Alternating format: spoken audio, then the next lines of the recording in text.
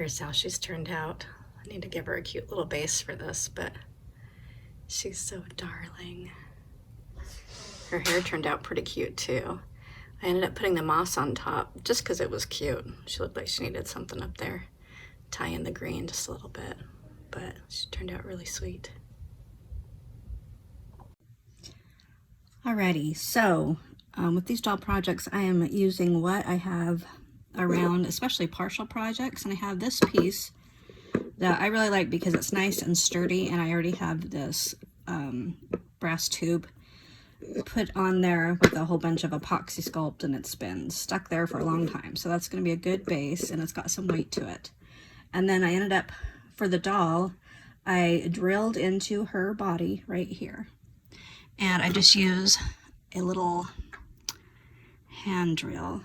I usually look about like this, and you can just put whatever size bit you want into there. And so this one is my smallest set of brass tubes. I believe it's the 1/16 that goes into the 3/32 size tube as well.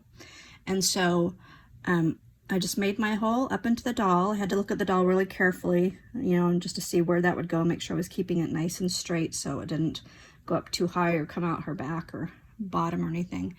And then I put a tube up inside it, and now I'm just doing the last bit of tapping it in place with my little hammer here. And as soon as I get that flush, I will cut around this and make sure we only have just this little hole showing, and that will be where she attaches to her base. And then I will add more epoxy sculpt to this and add some shells and paint it and make it look pretty, and we'll have her sit on there just like that.